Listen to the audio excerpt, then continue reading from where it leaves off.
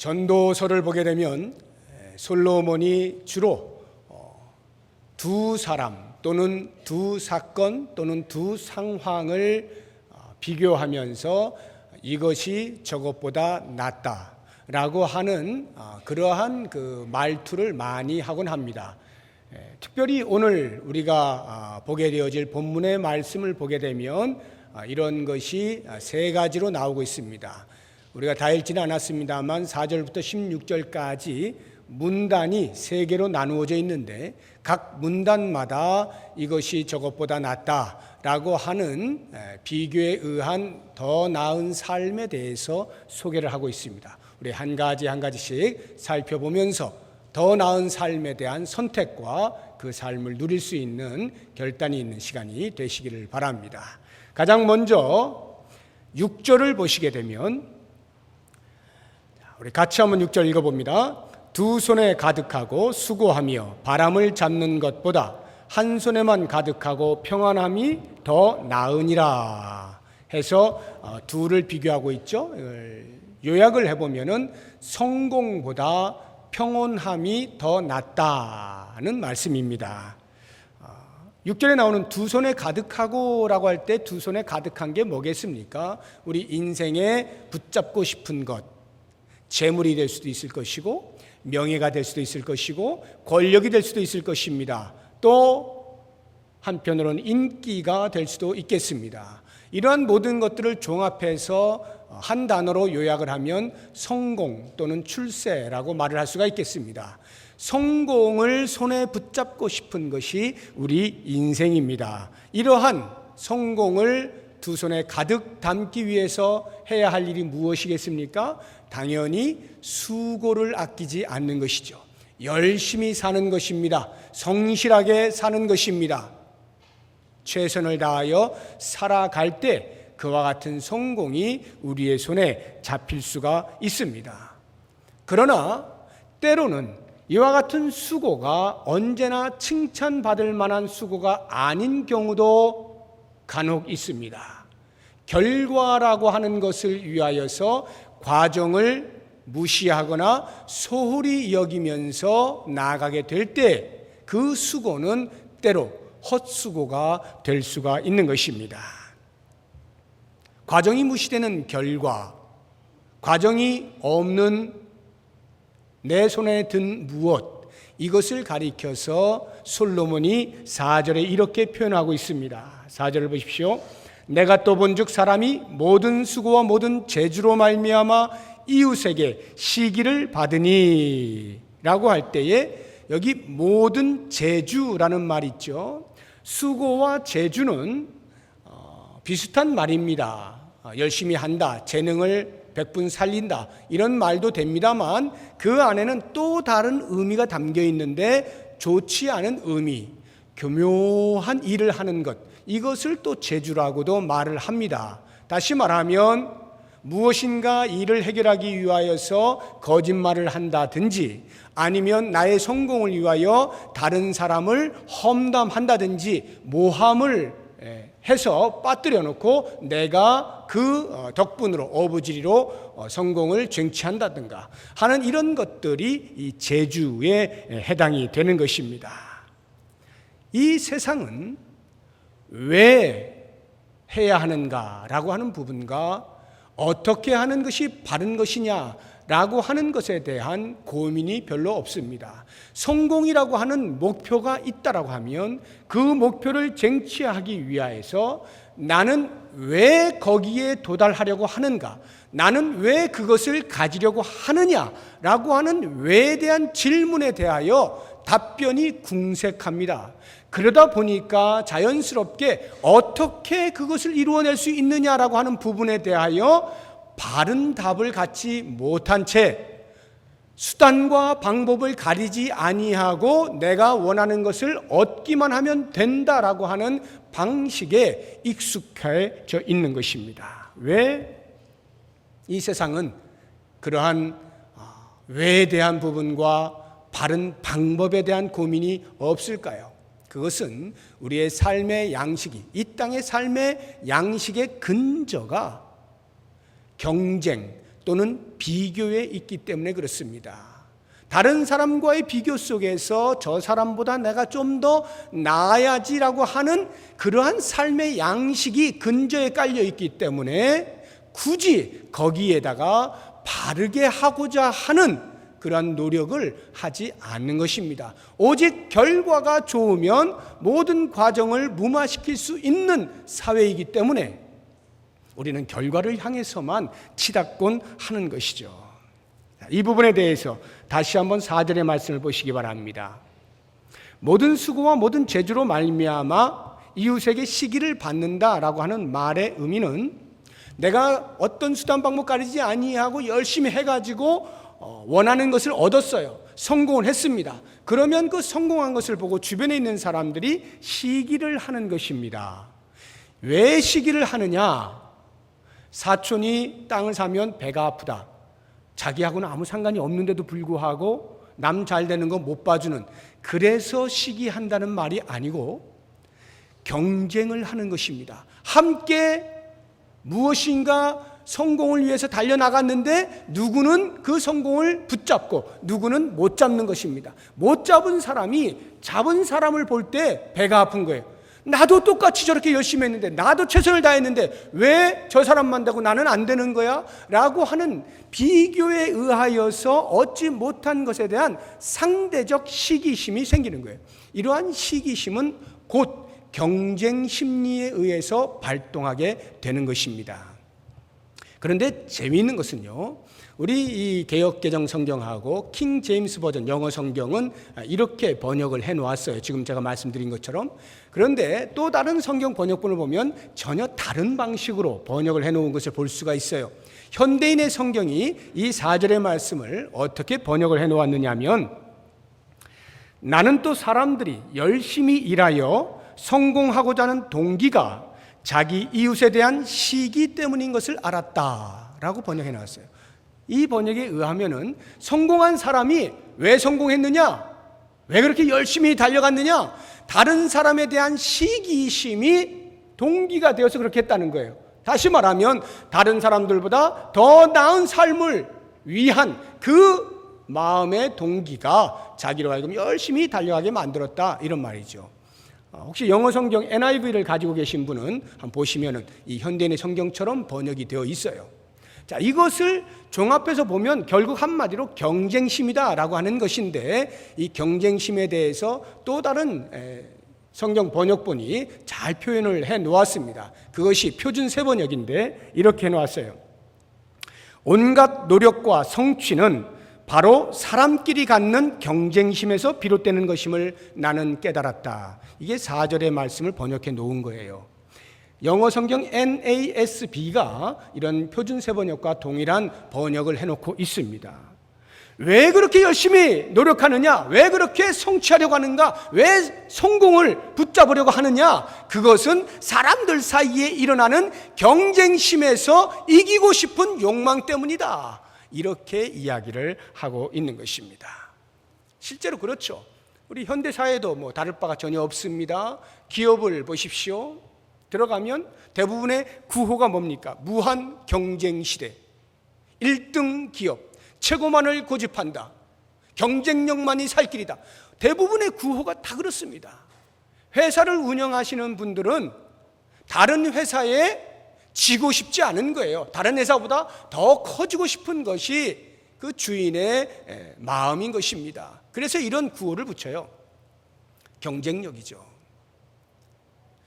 회사는 수익을 내는 곳이기 때문에 혹 그럴 수 있다라고 치더라도, 학교는 어떻습니까? 학교는 인격을 도모하는 곳이고 성품을 함양하는 곳이고 도덕과 윤리를 중시하는 곳입니다.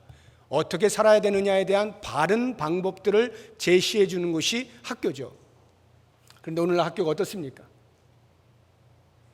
자타가 이미 인정하고 있는 오늘날의 학교의 모습은 성적 지상주의 아닙니까? 학생들의 성적이 그 학교의 수준을 말해주고 있는 것이기 때문에 교장 선생님을 비롯해서 모든 선생님들은 거기에 다 초점이 맞춰져 있죠. 학생들이 어떻게 하면 전국 모의고사에서 성적을 좋게 해가지고 야, 우리 학교 정말 좋은 학교야 해서 다른 학교들로부터 부러움을 사고 좋은 학생들이 많이 올 수 있을까? 이것이 전부 가지고 있는 초점 아닙니까? 그래서 심하게 이야기하면 도덕을 이야기해야 하는 그 학교에서 야, 들키지만 말고 해, 이렇게 말하잖아요. 뭘 하라는 거예요? 컨닝을 해서라도 성적 올리라는 거예요. 대신 들키지만 마. 들키면 뭐라고 하지 않을 수가 없으니까. 그 정도의 양심은 살아있는 학교니까. 들키지만 말고 알아서 나 모르기만 하면 인정해 준다. 성적 올려라. 그래서 밤이고 낮이고 계속 공부를 시키는 거 아닙니까? 이러한 분위기에서 자란 우리들이 사회에 나가서 직장 생활을 할 때 회사에서 그런 캐치프레이즈를 걸어 나가는 것에 대해서 전혀 부담이 없어요. 어색하지가 않습니다. 늘 그렇게 살아왔기 때문에 그래요. 그러다 보니 그러한 분위기가 교회 안에서도 별반 다르지가 않는 거예요. 목사라고 거기에 대해서 별반 다르지가 않아요. 그러다 보니까 교회도 경쟁입니다. 큰 교회를 향해서 계속 달려나가는 거예요. 적어도 옆에 있는 교회보다는 커야 돼. 이러한 개념들이 계속 있다 보니까 목사임에도 불구하고 그렇게 성도들을 다그치거나 몰아가는 경우가 없지 않은 것입니다. 여러분, 그러한 분위기 속에서 신앙생활을 할 때에 과연 거기에서 행복을 찾을 수가 있습니까? 거기에 평온함을 찾을 수 있어요? 마음의 평강이 있습니까? 언제 어떻게 될지 모르는 불안감 때문에 옆에 교회가 어떻게 되는가? 이런 것들 때문에 지금 하나님께서 우리 교회에 주신 놀라운 은혜들을 보지 못하고 누리지 못하고 즐거워하지 못한 채 계속 뭔가 부족한 심리를 가지고 그렇게 불안한 삶을 살지 않습니까? 이것이 우리들의 모습인 거예요. 그러다 보니까 좀 극단적으로 치닫는 사람들은 그런 세상 살고 싶지 않아. 이게 무슨 이런 인생이 있어? 라고 오히려 산속으로 또 들어가시는 분들이 계셔요. 가끔씩 산에 들어가서 이 험한 세상 꼴 안 보고 그냥 팔짱 끼고 묵상이나 하며 살겠다, 이러시는 분들이 가끔 계시는데 이것은 기독교가 아닙니다. 기독교는 산속의 종교가 아니에요. 불교가 산으로 들어가야 되는 것이고 묵상을 하러, 기독교는 이 땅 한가운데 서 있어야 돼요. 세상 안에 있는 종교가 기독교입니다. 세상에 속하지 않을 뿐이지 세상 안에 있는 종교예요. 5절의 말씀을 보세요. 솔로몬이 이렇게 비아냥거리듯이 말씀하고 있습니다. 우매자는 팔짱을 끼고 있으면서 자기의 몸만 축내는도다. 4절과 같이 이런 경쟁 속에서 치열하게 성공을 붙잡고 사는 것이 헛된 것이니 나는 이렇게 안 살겠어 하고 팔짱 끼고 그냥 살아가는 사람은 그것도 역시 자기 파멸에 이끄는 사람이다 라고 말하는, 그것을 우매자라고 말해요. 성경은 솔로몬의 입을 통하여 그러한 양극단을 이야기하지 않습니다. 그리고는 종합적으로 답을 주는 것이 6절의 말씀이에요. 보세요. 두 손에 가득하고 수고하며 바람을 잡는 것보다 한 손에만 가득하고 평온함이 더 나으니라. 한 손에만 가득하고 평온함이 더 낫다는 말은 욕심을 버린다라고 하는 말입니다. 성공에 대한 강박관념을 버리는 거예요. 욕심을 버리고 있는 것에 족하면서 평온을 누리는 것입니다. 욕심을 가지고자 하는 자는 결코 평온을 함께 갖지 못합니다. 둘은 같이 있지 못해요. 평온을 얻기 원하십니까? 욕심을 버리십시오. 그러면 주께 주시는 평온함 가운데 거할 수가 있는 것입니다. 제가 언제 이민 목회를 하시는 목사님 설교를 듣는 중에 이런 설교 그 내용 가운데 이런 예화를 하나 들었는데 제 기억이 아주 생생해서 한번 말씀을 드립니다. 이 오늘의 말씀하고 너무나 딱 맞아떨어지는 거예요. 그 이민 사회는요, 물론 우리 한국 사회도 살기가 쉽지 않아요. 생존 경쟁입니다만 이민 사회는 특히 더 어려워요. 정말 노심초사해야 되고 밤낮 없이 뛰어야만 겨우 먹고 살 수가 있습니다. 자, 그러한 이민 사회에 뛰어든 부부가 있어요. 이민을 갔는데 어떻게 정착을 해야 될지 모릅니다. 그래서 두 부부가 열심히 일을 해가지고 집 하나를 조그맣게 장만했어요. 얼마나 기쁘겠어요. 자기의 이름으로 되어 있는 집이 마련이 됐으니까 참 기뻤겠죠. 그것으로 정말 하나님께 주신 은혜 감사하다 하고 기쁨의 삶을 살면 됐을 터인데, 이 부부가 좀 더 마음에 욕심이 생긴 겁니다. 우리가 이만큼 했는데 이 정도 집이니까 조금만 더 열심히 하면 좀 더 큰 집을 얻겠다 해가지고 그때부터 두 부부가 더 열심히 해서 좀 큰 집, 조금 큰 집, 계속 큰 집을 사가기 시작한 겁니다. 그래서 결국에는 대저택을 얻었어요. 수영장도 있고 극장도 있고, 보통 우리 평범한 사람들이 경험할 수 없는 그러한 집을 장만을 한 거예요. 얼마나 마음이 뿌듯했겠습니까? 드디어 우리가 성공했다.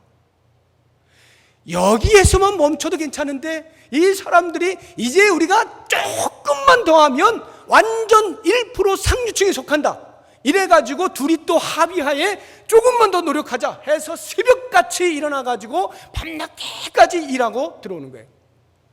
그러다 보니까 이 큰 집을 누군가가 관리를 해야 되잖아요. 그래서 할 수 없이 관리인을 두었네요. 가정부를 두었습니다. 이 큰 집에서 수용하는 사람은 가정부예요.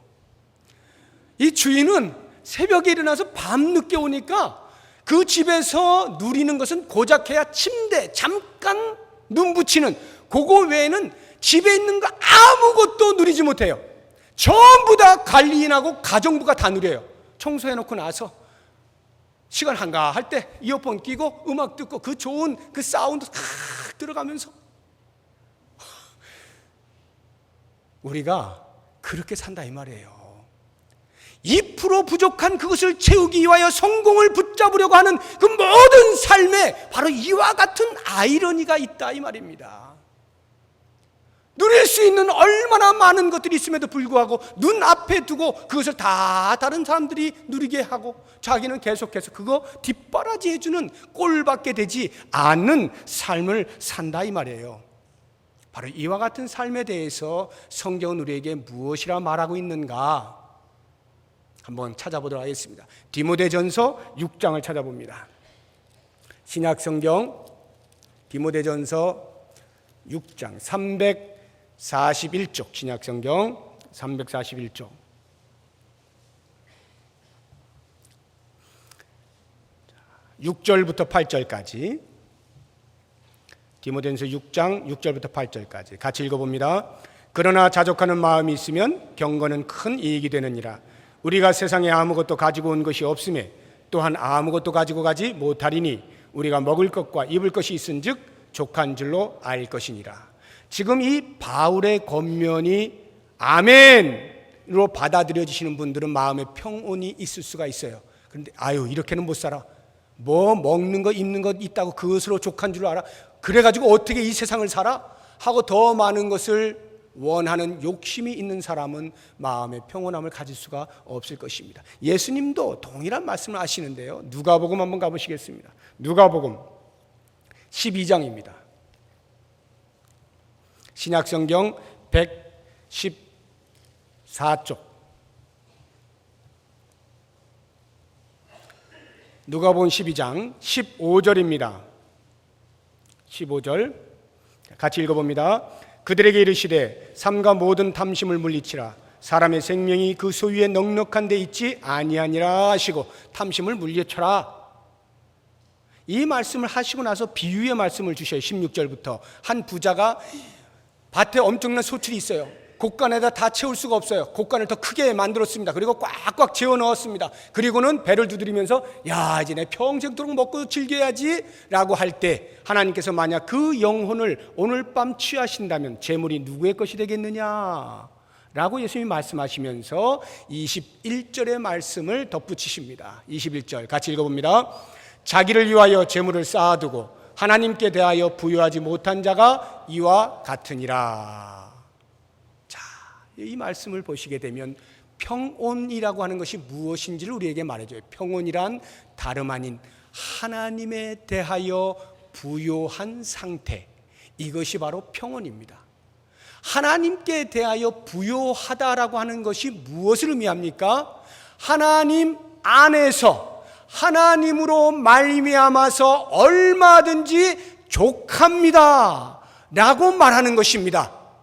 하나님이 나의 하나님이시면 제 삶은 이미 족합니다. 나머지 먹을 것, 입을 것, 잠잘 것은 다 덤으로 주신 것입니다 라고 하는 하나님 한 분으로 만족할 수 있는 삶, 이것이 하나님께 대하여 부요한 삶이고, 이렇게 사는 사람이 평온을 누릴 수 있다라고 말씀하고 있는 거예요. 그러므로 이제 우리의 머릿속에서 두 손으로 가득 움켜쥐어야만 행복할 것이다 라고 사탄이 심어놓은 그 경쟁 심리에 의한 유혹의 말에 더 이상 넘어가지 마시고 그것을 끊어내버리시는 거예요.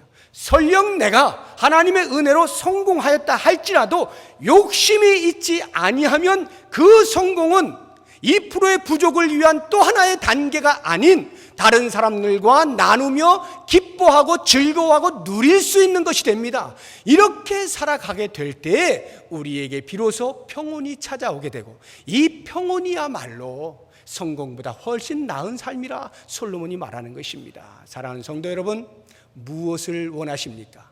성공입니까? 평온입니까? 욕심입니까? 아니면 마음에 말할 수 없는 은혜의 평강입니까? 여러분들께서 원하시는 것을 선택하시기 바랍니다. 이제 두 번째, 더 나은 삶 솔로몬이 이야기하고 있는 것은 9절에 나옵니다. 9절 같이 한번 읽어봅니다. 두 사람이 한 사람보다 나음은 그들이 수고함으로 좋은 상을 얻을 것임이라. 본문이에요.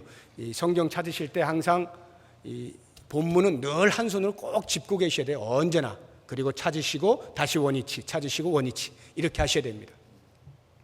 자, 9절 보니까 두 사람이 한 사람보다 낫다라고 표현을 하고 있죠. 이 말을 정리를 하면 나 홀로의 삶보다 더불어의 삶이 낫다는 말씀입니다. 자, 나 홀로의 삶, 이 삶의 외로움에 대해서 8절이 이렇게 이야기하고 있습니다. 8절 같이 읽어봅니다. 어떤 사람은 아들도 없고 형제도 없이 홀로 있으나 그의 모든 수고에는 끝이 없도다.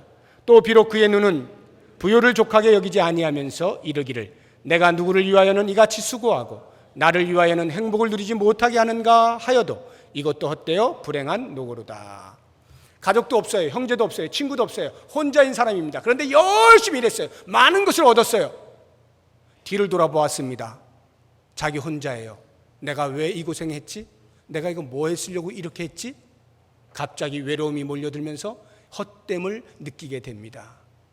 여러분, 혼자 있는 사람이 이렇게 생각하는 것은 그래, 혼자 참 외롭겠구나, 이럴 수 있어요. 그런데 만약에 부모님 계셔요. 형제들이 있습니다. 친구들도 있습니다. 공동체가 있어요.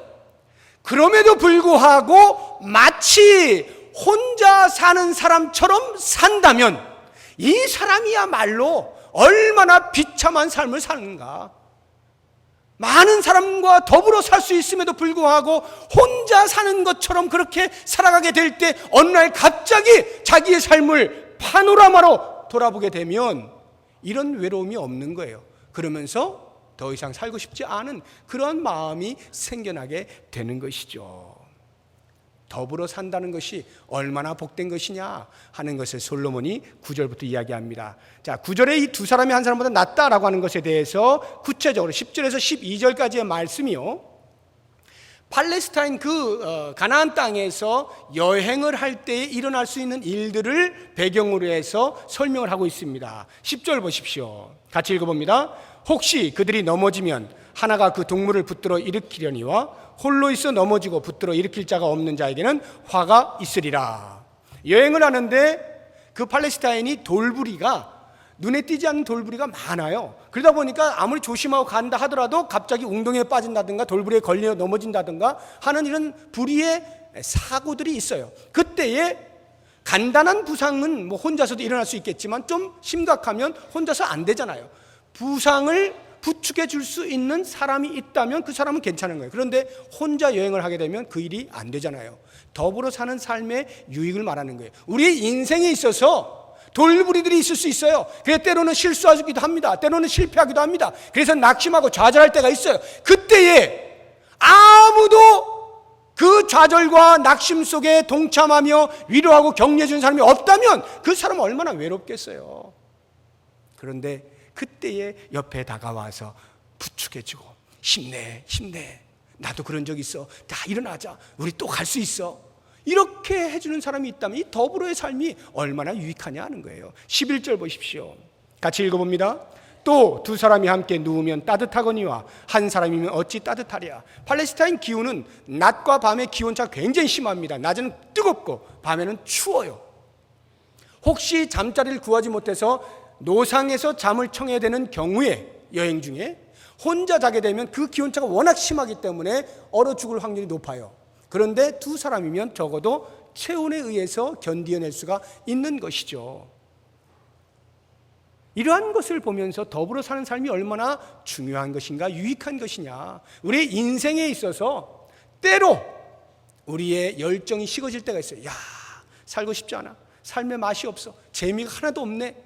이렇게 열정이 식어져 있을 때 누군가가 불을 붙여줘요. 옆에서. 아, 무슨 소리야, 삶이 얼마나 재밌는데, 얼마나 흥미로운데, 야 봐봐 하고는 자기의 삶을 소개하고 같이 누워줄 때 그 힘없는 사람이 일어나는 거예요. 그래? 그렇구나 하고 열정이 다시 되살아나면서 달려나갈 수가 있다, 이 말입니다. 세 번째 12절 같이 읽어봅니다.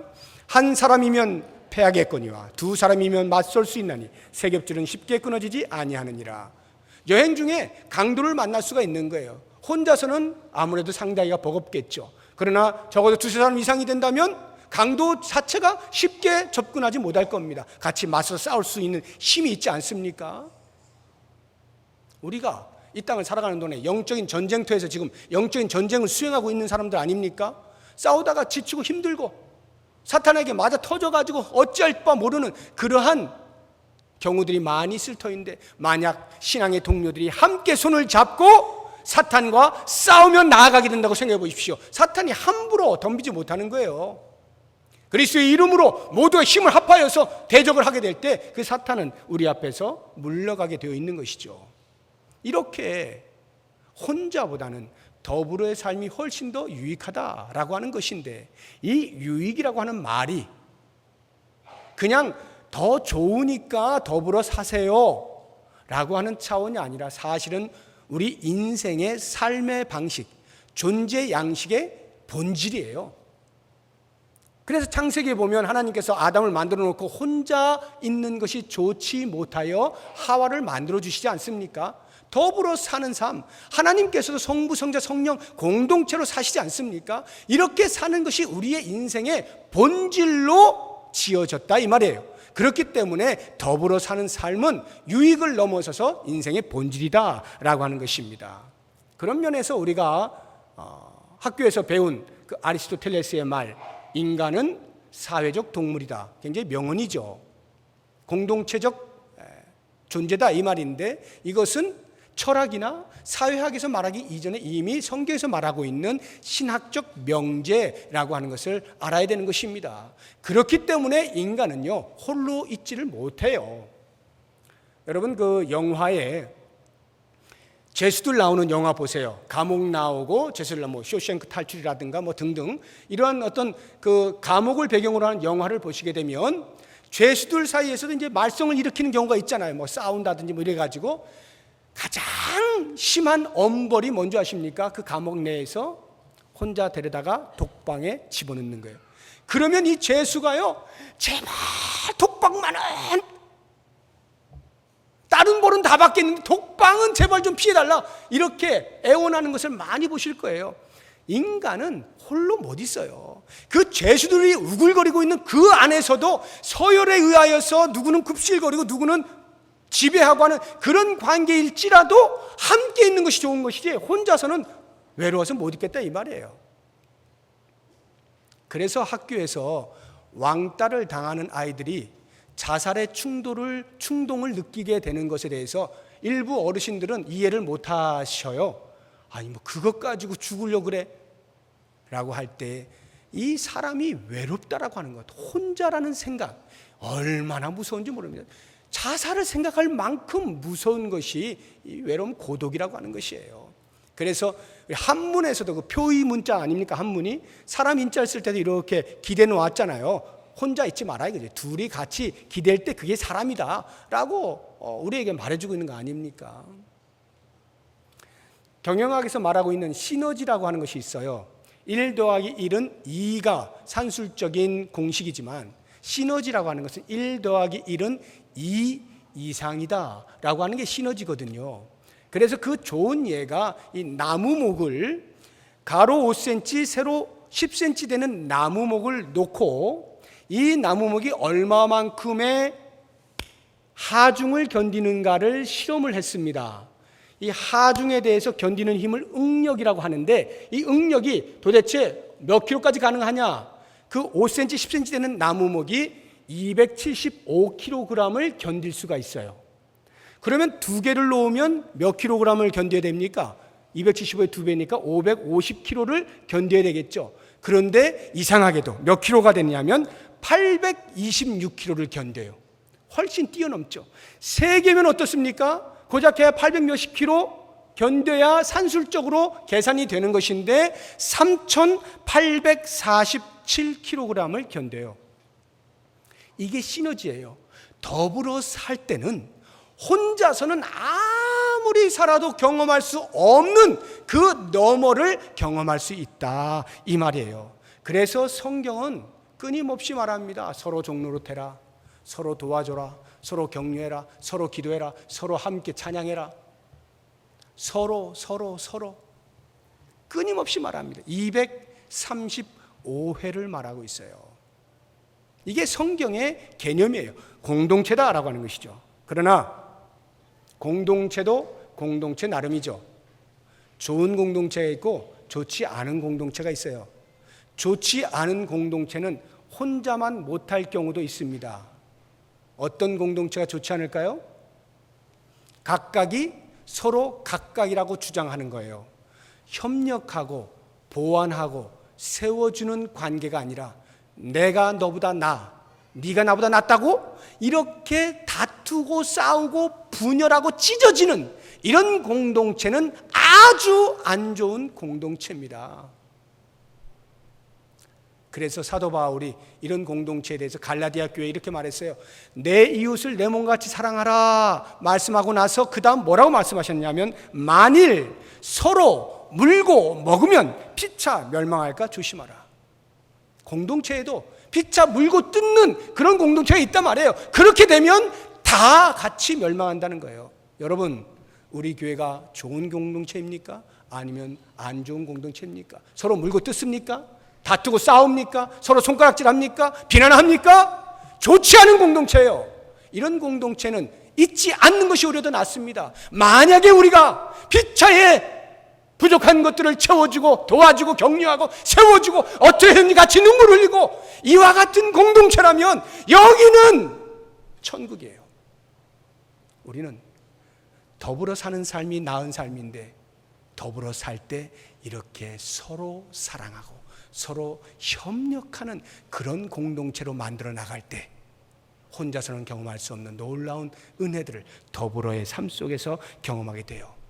바로 이 경험을 저는 믿기로 이제 9월부터 재개하게 되는 구역 모임이 바로 그 장이다 저는 믿고 있어요. 구역 모임이 바로 이 더불어를 훈련하는 곳이요 더불어를 경험하는 곳입니다. 그렇게 조그만 모임 속에서 서로에 대한 배려와 이해와 용납과 들어주는 것과 이런 것들을 해나갈 때 더 큰 공동체 안에서 우리는 그것을 계속해서 지속적으로 해나갈 수 있어요. 그럴 때 이 교회 공동체가 좋은 공동체로 소문이 나는 거예요. 모쪼록 원하기는 이 구역 모임들에 한 분도 빠짐없이 참여하셔서 그 속에서 더불어 사는 삶의 맛을 경험하시고 큰 공동체 안에서 그와 같은 실력들을 발휘할 수 있기를 주의 이름으로 축복합니다. 이제 마지막 세 번째로 13절입니다. 13절 같이 읽어봅니다. 가난하여도 지혜로운 젊은이가 늙고 둔하여 경고를 더 받을 줄 모르는 왕보다 나으니. 지혜로운 젊은이와 늙은 왕을 비교하면서 둔하여 경고의 말 충고의 말을 듣지 아니하는 늙은 왕보다 비록 가난하고 젊지만 지혜로운 젊은이가 더 낫다라고 이야기하는 거예요. 이것을 제가 정리를 해서 표현을 하자고 한다면 고인 물보다 흐르는 물이 낫다 이 말이에요. 고인 물보다 흐르는 물이 낫다. 자, 무엇이 고인 물이고 무엇이 흐르는 물입니까? 여기 말씀을 보니까 자기의 사고의 틀에서 벗어나지 못하는 사람, 고정관념을 고수하고자 하는 사람, 경직된 사고를 가지고 있는 사람, 이 사람이 고인물이에요. 흐르는 물은요, 그것을 열어놓는 것입니다. 경청하는 자세를 갖는 것입니다. 이런 사람은 마치 흐르는 물과도 같아요. 왕 가운데에서 경고의 말을 듣지 않아가지고 낭패를 본 사람이 있죠. 모세가 그렇게 계속해서 하나님의 뜻을 전달했음에도 불구하고 바로 왕이 내가 왕인데 하고 자기의 고집을 굽히지 아니함으로 얼마나 많은 피해를 보았습니까? 장자가 죽죠. 모든 애굽의 병사들이 물에 다 빠져 죽죠. 이런 낭패를 보지 않습니까? 일반인들의 삶의 모습을 대변해주고 있는 것이에요. 고집스러운 사람, 경직된 사고를 가지고 있는 사람은 결국은 이렇게 되어집니다. 그런데 성도 가운데서도 가끔씩 이러는 사람들이 있어요. 무서운 건데요, 하나님의 말씀으로 우리 자신을 걸러내고 우리를 늘 흐르는 물로 깨끗하게 이렇게 해나가야 되는데, 말씀이 있음에도 불구하고 그 말씀 위에 자기의 지식과 자기의 경험과 자기의 상식이 동원되어져서 주장을 하게 되면 낭패를 봅니다. 그 대표적인 예가 우시야 왕이에요. 남유다의 제10대 왕이었던 우시야 왕, 본명은 아사랴죠. 아사랴 왕이 얼마나 겸손하게 하나님을 잘 섬겼는지 몰라요. 그래서 아주 강대해졌습니다. 52년을 치리할 정도로. 그런데 말년에 교만해졌어요. 야, 내가 이렇게 강대하게 만들었나? 교만해지면서 갑자기 자기가 하지 말아야 할 것을 하기 시작했습니다. 성전에 들어가서 향단에서 분향을 한 거예요. 이것은 제사장만 하게 돼 있습니다. 그렇게 분향을 하고자 하니까 제사장이 깜짝 놀라가지고 참 공교롭게도 성경은 이렇게 표현합니다. 그 우시야 왕을 만류하러 들어간 제사장의 이름이 아사랴예요. 본명이 아사랴라고 그랬죠. 같은 이름을 가진 이 아사랴 제사장이 용맹하고 날쌘 80명의 제사장을 이끌고 성전에 들어가서 우시야 왕을 말렸습니다. 왜 이렇게 많은 사람을 데려갔을까요? 우시야 왕이 분향을 할 때 혼자 들어가지 않았겠죠. 거느리고 들어가지 않았겠어요. 그러니까 혹시 있게 될지 모를 어떤 물리적인 접촉으로 인하여서 이렇게 했는지 모르겠습니다만, 아무튼 80명을 데리고 가서 말리를 했어요. 왕이시여, 당신이 만약 건드리면 이것은 하나님께 큰 범죄를 하는 것입니다. 이 분향은 제사장만 하게 되어 있습니다. 그때의 우시야 왕이 아사랴를 비롯한 80명의 제사장이 있는 앞에서 그들을 능멸하고 화를 발했습니다. 벌컥 네가 뭔데, 내가 왕인데, 이렇게 큰 소리를 칠 때 그 자리에서 곧바로 우시야 왕의 이마에 나병이 걸리게 되었어요. 나병은 하나님의 저주를 받은 징표입니다. 성전에 절대 머물러 있을 수 없어요. 그 자리에서 쫓겨납니다. 그 상태에서 우시야도 더 이상 버틸 수가 없죠. 하나님의 징표를 그대로 받았으니까요.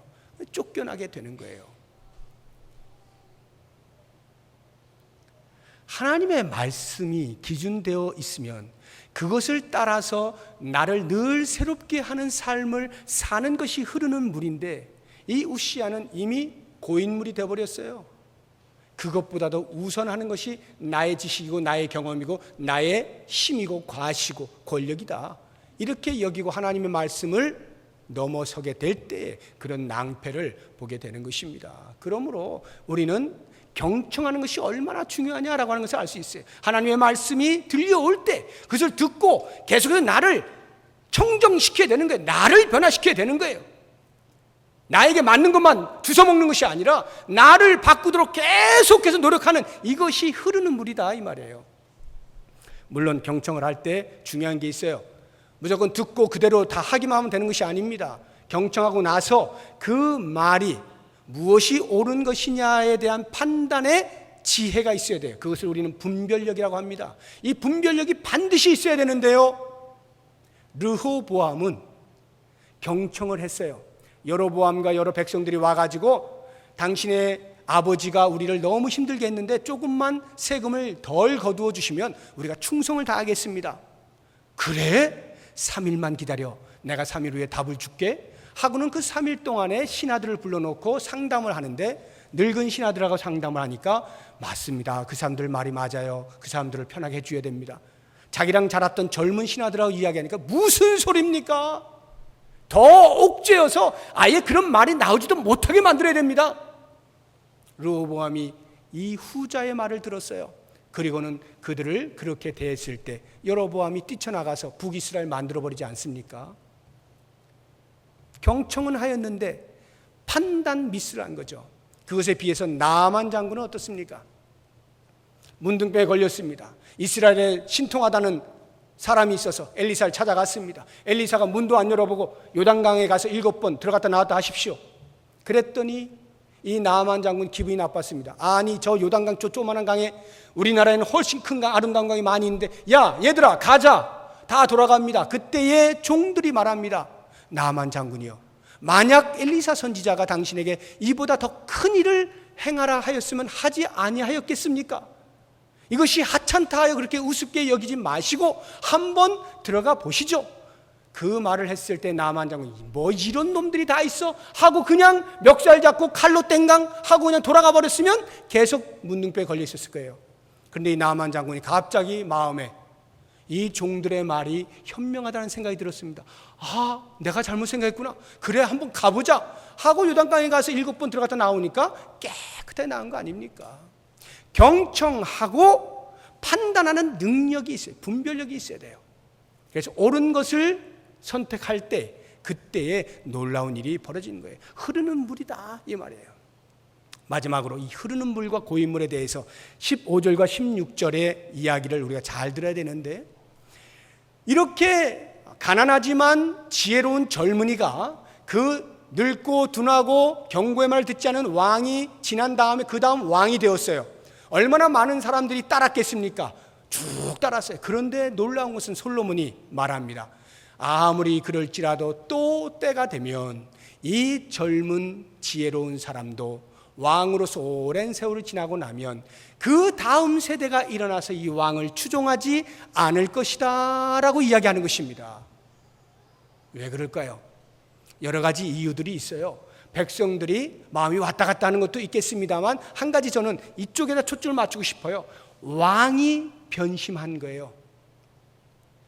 이만큼 권력을 누리게 되니까 이제는 나도 이제 뻐기고 살 수 있겠다, 초심을 잃어버리는 것입니다. 그랬을 때에 고인물이 되어버리는 거예요.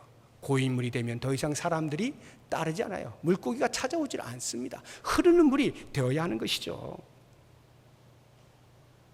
안주하고자 할 때 우리의 마음속에는 유지하는 심리가 생겨요. 그러나 초심을 지키고자 할 때 그 초심은 언제나 개혁 심리입니다. 언제나 내가 목표로 세웠던 그 이상을 향해서 달려나가는 데 있어서 나를 언제든지 바꿔낼 수 있는, 이것이 초심이에요.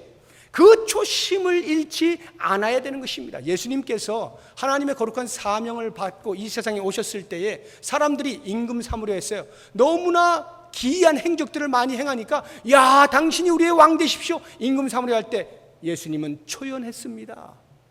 당신이 가졌던 초심을 잃지 않았어요. 그 사람들의 떠받치는 영웅 심리 흔들리지 않았습니다. 조용히 물러났습니다. 하나님 앞에 기도하였어요.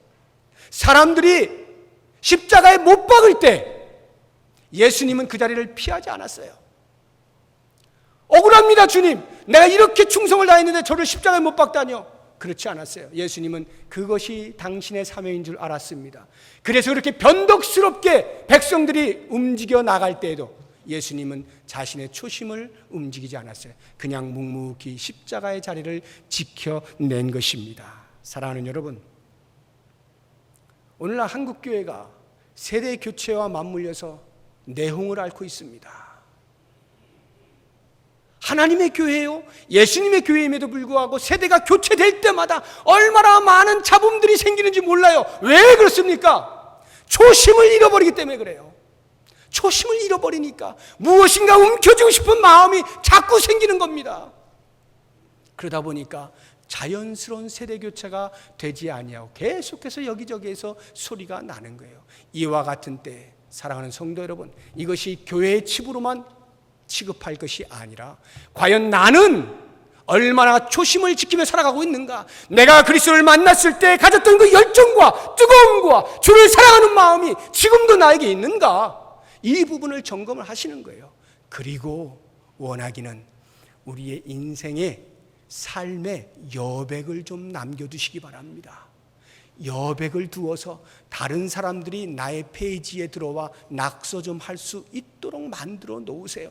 내가 기준 삼아 놓은 것을 절대적인 기준으로 삼아가지고 사람들을 치는, 빽빽하게 써놓으면 낙서할 데가 없잖아요. 그렇게 하면 인생이 고여요. 고인물은 썩습니다. 여백을 두세요. 다른 사람들의 생각도 들어보시고 다른 사람들의 말하는 것에 대해서 존중을 표시하시고 나를 여유롭게 만들어 나갈 때 우리는 이전보다 훨씬 더 나은 삶을 살 수가 있는 거예요. 오늘 솔로몬이 우리에게 이야기하고 있는 이 세 가지 나은 삶 우리 앞에 놓여져 있습니다. 선택은 우리의 것입니다. 무엇을 선택할지 기도하시면서 결정하시는 복된 시간 되시기를 바랍니다. 기도하겠습니다. 하나님 아버지, 더 나은 삶이 있는 것을 알면서도 우리의 습관과 우리의 익숙함과 우리의 욕심들로 인하여서 사탄이 심어놓은 삶의 방식을 쫓고 있지는 않습니까?